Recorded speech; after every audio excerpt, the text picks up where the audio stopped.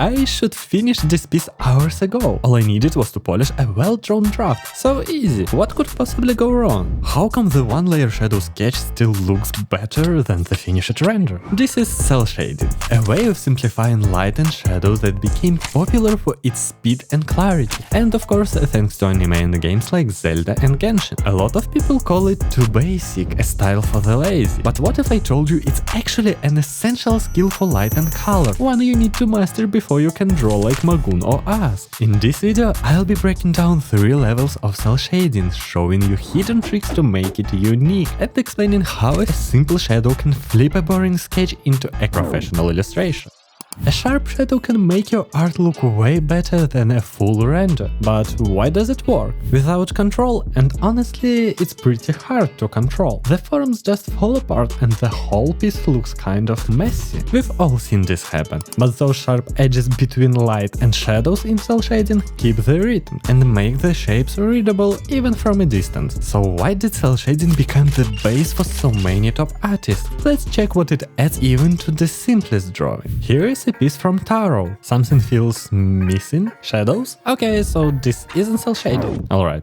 The first actual step in cel shading is base colors. You've probably seen this 100 times in pro workflows, but if you don't take it seriously thinking, yeah, I'll fix it later, that's a fatal mistake. Look closer at how these colors are picked. They clearly separate skin, clothes, background, no heavy contrast, all kept mid-range. If you pick too dark colors, you'll have no room left for shadows. Always keep about 20–30% of brightness range free for shading, and the same goes for saturation. But then, why does Taro use such intense color, like that bright blue and green? If you guessed they're accent colors, you're right, so stick around to see how to pick them in the next stage. What's really cool though, is that even without shadows, this already feels like a finished piece, thanks to just base colors and a few clever tricks. One of them is using thicker liner than usual. Taro colors it slightly inside the silhouette to hide it a bit and keep the shapes clean. He also adds a couple of small highlights on the chest to give it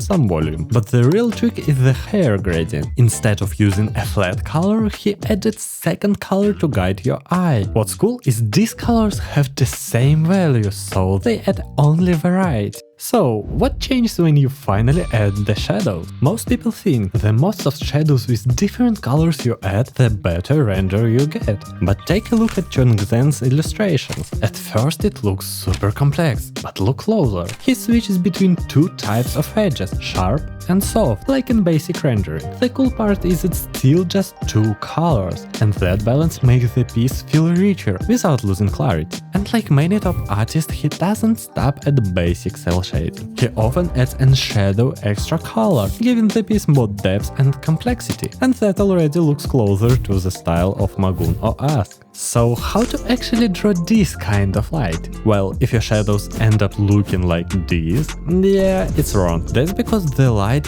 isn't really shaping the form. What Chongzen does instead is light the focal point, while hiding the less important stuff in the shadow. That's what makes the form easier to understand. So how does he actually pick his shadow color? Before I answer, look at this. Just like Taro, his palette splits into 2 groups. The calm pastel hues that cover most of the piece and the bright saturated accents. The difference between them is huge. If you add too many accents, the whole piece falls apart. That's why artists follow to the 60–30–10 rule, where your most saturated colors only take up about 10%. So what's the rule Chongzen uses for picking good shadow colors? For pastel-based colors, the shadows get more saturated, but for bright accent colors, the shadow actually get less saturated. This tiny switch makes the whole palette feel balanced and easy to control, until you try it. Keeping shadows clean across 10 layers, picking colors for each one, especially when you are not even sure which lighting setup works best. That's way too exhausting. And they call this a simple style, huh? Sure. Here is a simpler trick Kuno uses. Instead of shading layer by layer, he just drops a multiply layer over the whole character, then puts another one on top for light. And that's actually really smart. not just because you are working on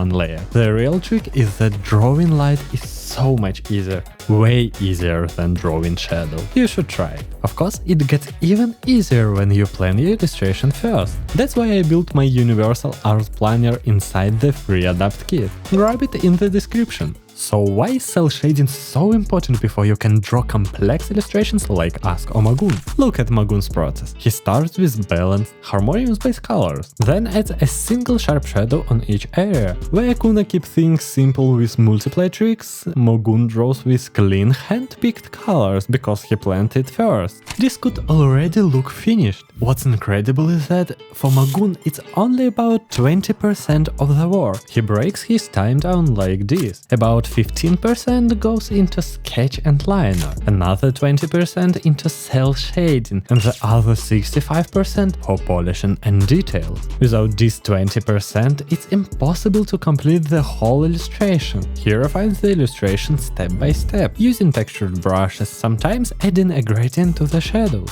And that's the secret that helped him finish 100 illustrations in 100 days. No matter how detailed the art gets or what tricks they use, every top anime artist starts from the same foundation, cel shading. It's the core of understanding color and light, and it's what lets you push your art to any level of complexity. And the wildest effects come when artists like Ray17 break cel shading rules completely. In the next video I'll show you how she turns simple shadows into holographic light.